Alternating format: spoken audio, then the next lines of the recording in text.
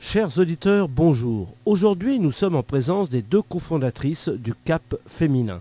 Mesdames, pouvez-vous vous présenter? Je m'appelle Lise Dubuc, je suis la présidente du CAF féminin, du Centre d'apprentissage et de formation en entrepreneuriat. Je suis une directrice d'école à la retraite, techniquement.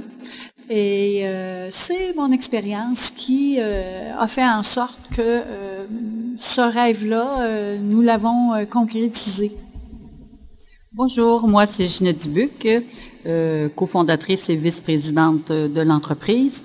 Moi, ma carrière a été basée sur le développement des aptitudes ou des habiletés personnelles, donc c'est le volet que j'apporte au CAF féminin. Alors, le CAF féminin, quel est son but et son principe? Le CAF féminin, c'est un endroit où nous accueillons des femmes de 35 ans et plus qui voudraient se partir en entreprise ou qui voudraient développer les qualités entrepreneuriales pour soit créer leur propre entreprise ou développer leur potentiel et probablement et très certainement augmenter leur employabilité.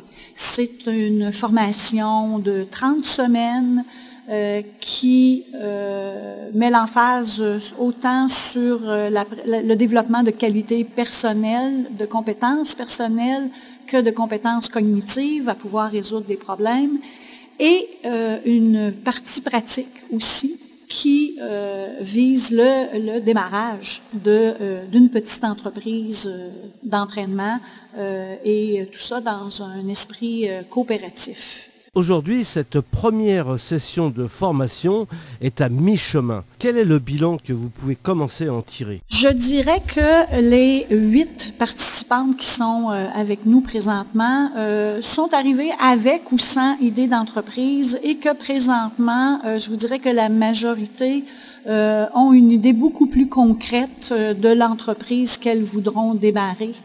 Ce qui était pas nécessairement le cas à leur arrivée il y a 15 semaines.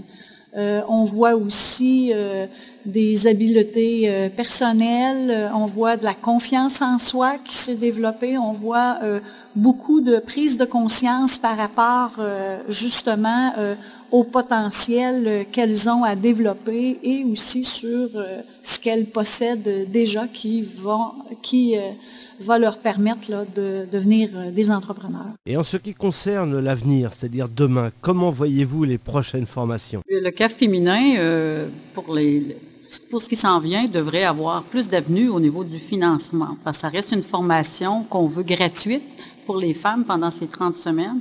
Donc, on s'attend évidemment à un financement plus facile avec différentes avenues.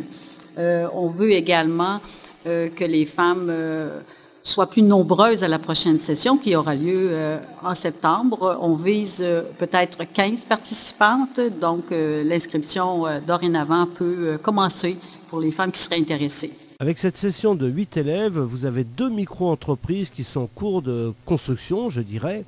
Si vous passez demain sur 15 élèves, est-ce que vous allez rester sur la création de 2 micro-entreprises d'apprentissage? Non, effectivement, nous pourrions monter à 3 entreprises si le nombre est plus grand, ou peut-être 4, dépendamment de l'intérêt des participantes là, qui seront inscrites. Eh bien, merci, mesdames Dubuc, Lise et Ginette, de nous avoir éclairé un petit peu sur ce qu'était le CAF féminin. On ne manquera pas de vous suivre et on vous dit à bientôt. C'est nous qui vous remercions. Merci à toi. À la prochaine.